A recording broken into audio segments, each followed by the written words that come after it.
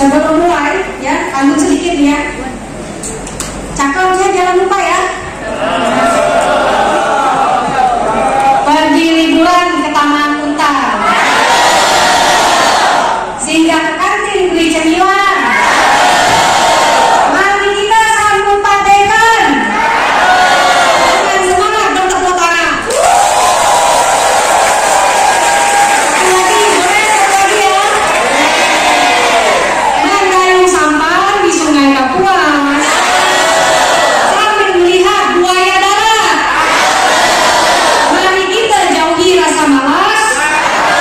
Walau lapar harus tetap semangat.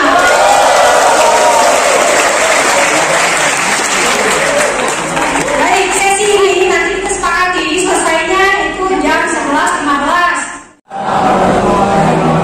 Pagi, siang dan sejahtera bagi semuanya. Pertama, kami dari Fakultas mengucapkan selamat datang ya dari mahasiswa yang sudah berjuang dan masuk menjadi bagian dari fakultas ini. Kira-kira bangga nggak dengan fakultas ini? Jadi hari ini seperti disampaikan Bu Eli, jadi saya kebagian menjelaskan revolusi industri 4.0 ya. Kemudian yang kedua adalah masyarakat atau society 5.0. Ini cerita asing, tetapi saya ingin sejarahnya, sejarah Indonesia ya. Untuk itu mau kalian buka ini, Mas? Ya, jadi kita belajar sejarah dulu.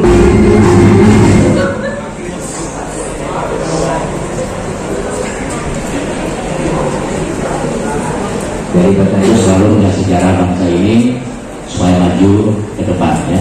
Kita tahu sejarah kelam yang lalu, kemudian bagaimana asal usul kita boleh dengar. Ini cuma 2 menit, mungkin 4 menit, 5 menit ya totalnya. Itu suaranya.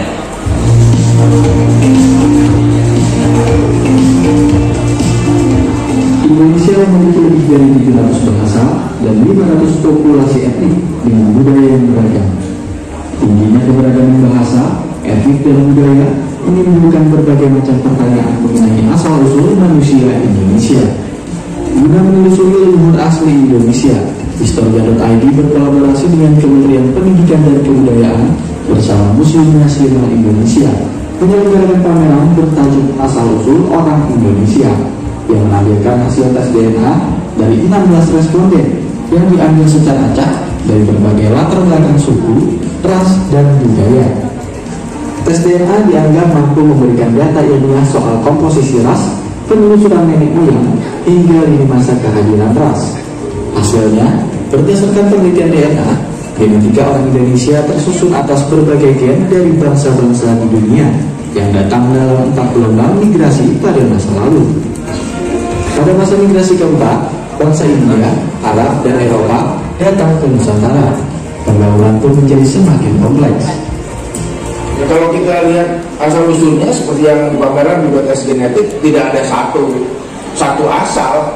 Kalau tadi kita lihat secara teoritis kedatangan manusia-manusia di Nusantara ada 4 kali migrasi kan, sampai dengan masa migrasi yang modern tahun 700-an sampai dengan 1200-an, sampai kemudian kedatangan masa niaga di era kolonialisme misalkan. Oh, ini apa itu acara ini lebih bagus ini supaya kita mengetahui asal usul orang asli kitanya gitu loh. Saya sebenarnya itu hasilnya ya lebih condong ke Asia Timur, campuran ini Asia Timur sama Tibet.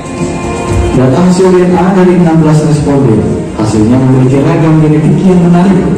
Hasil penelitian tersebut dipamerkan di ruang pameran yang juga menampilkan peta penyebaran manusia di dunia, serta panel antropologi dan panel arkeologi yang dapat menambah wawasan pengunjung tentang evolusi manusia dari zaman prasejarah hingga masa kini. Pameran yang berlangsung di Museum Nasional berlangsung hingga 10 November dan diharapkan dapat lebih meningkatkan toleransi serta mampu memahami perbedaan satu sama lain dan menjaga keutuhan bangsa dan budaya. Media Tawaru, Agam Fredrikson, Dalam TV.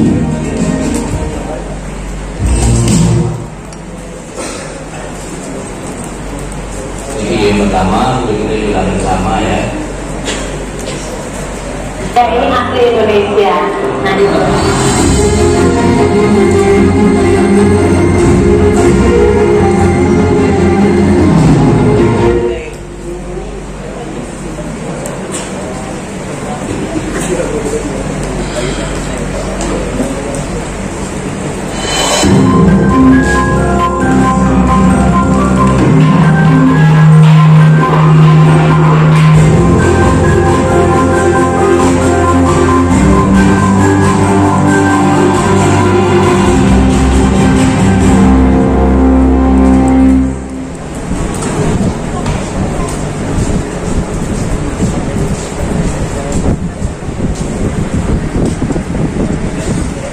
Indonesia itu bahasa yang kita pakai, bahasa yang dipakai oleh 380 juta orang di dunia, yang dipakai dari Madagaskar sampai Pulau Paskah, membawa teknologi pertanian. Yang keempat merupakan bagian yang penting untuk Indonesia menjadi Indonesia adalah gelombang migrasi yang datang dari Timur Tengah, datang dari India.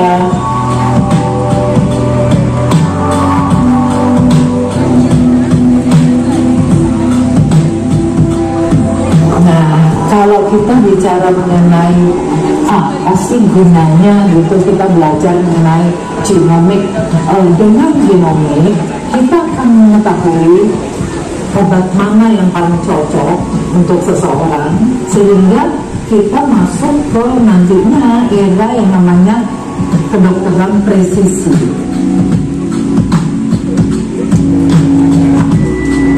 Genetik tidak akan bisa sebenarnya berurusan dengan toleransi dan intoleran. Genetik juga tidak bisa sebenarnya berhubungan dengan hal-hal lain, hal-hal yang merupakan masalah yang sekarang, pribumi, non pribumi dan sebagainya.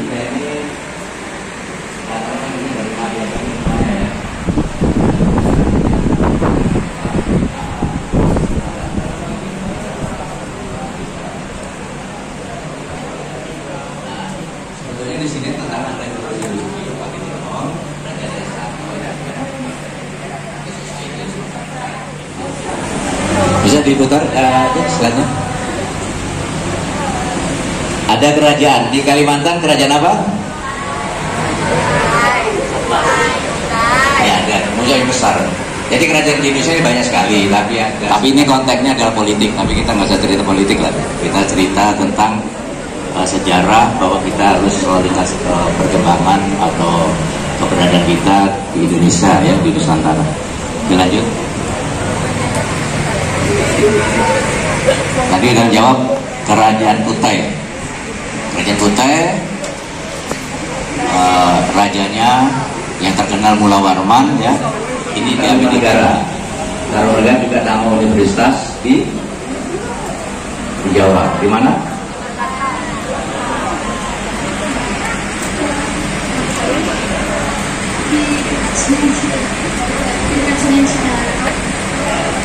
Tarumanegara ini di Jakarta Barat ya. Jadi kalau dulu Tarumanegara ini kerajaan sekitar tahun lanjut. Kalingga ini kerajaan juga kota di Hindu ya. Ini ada di Jepara. Oke, lanjut. Ini cerita mengenai peninggalan budaya. Oke, lanjut. Kerajaan Mataram Hindu. Jadi ada Mataram lama, Mataram yang baru. Mataram lama ini masih Hindu ya. Kemudian ada kerajaan Madah masih dulu. Dulu belum ada Islam, dan itu juga kerajaan Islam. Ini daerah Jawa Tengah, Madah.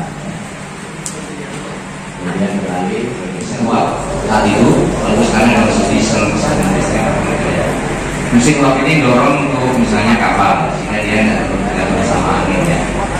Dia memerlukan waktu pendek. Ya. Jadi itu perjalanan ini adalah revolusi industri pertama ditandai dengan ditemukannya mesin-mesin ya, mesin pintal, mesin uap, mesin lain mesin. Tapi dikerjakan secara mekanik. Ya. itu di tahun 1760 sampai 1850. Kemudian masuk masa revolusi industri yang kedua. Apa itu isinya? Isinya adalah elektrifikasi. Jadi ditemukan listrik untuk industri. Walaupun sebetulnya listrik itu diketahui jauh sebelum Masehi sudah tahu, cuma untuk industri baru di abad ke-19 ya. Sebenarnya masuk ke revolusi industri yang ketiga. Apa cirinya? Ada teknik informasi (TI), kemudian ada komputer ditemukan. Jadi komputer yang otak itu CPU atau mungkin komputer sekarang HP itu dulu mungkin besarnya sebesar rumah. Sekarang mungkin bisa sebesar rumah. Jadi ada lagi teknologi namanya 3 ya. Ditandai dengan TI, komputer, misalnya gitu ya, alat komunikasi. Nah sekarang masuk ke 4 ya, lanjut lagi. Ini cerita tentang revolusi 1 itu dimulai dari negara Inggris ya. Inggris memulai. Mengapa memulainya? Karena sebetulnya negara Inggris itu berkuasa sangat besar, bahkan sampai sekarang ada NATO gitu. Jadi dulu pun 1500 misalnya, 1000 sampai 1800, 1700 berapa, Inggris ini mendunia, unggul. Kemudian dengan adanya yang mendekati yang tahun 1700-an itu, perkembangan revolusi pertanian berkembang, jumlah penduduk makin banyak, itulah mengawali dari kegiatan atau adanya industri revolusi yang pertama. Oke, lanjut lagi. Bisa juga lanjut. Oke, lanjut aja ini, apa-apa. Lanjut lagi. Nah, ada revolusi industri yang kedua, ini elektrifikasi. Tentang listrik, baru ini cerita listrik. Ini ada sejarah yang warna biru itu kapan mulainya, siapa yang menemukan, kapan dipakai gitu ya. Oke, lanjut lagi.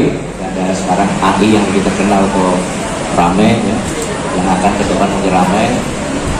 Itulah kira-kira ciri dari industri. Oke, lanjut lagi. Jadi kita masuk ke masyarakat 5. Kalau tadi industrinya, sekarang masyarakat 5. Tentu ada 1 ya, baru nyampe ke 5. Oke, lanjut. Jadi masyarakat atau society 1.0 ini itu adalah zaman berburu. Jadi ada masanya di dunia ini orang mencari makan itu harus hutan. Masyarakat 2 itu adalah bertanam ya, petani. Masyarakat 3 sekarang revolusi industri yang pertama, masanya yang periodenya. Ini waktu periode revolusi industri yang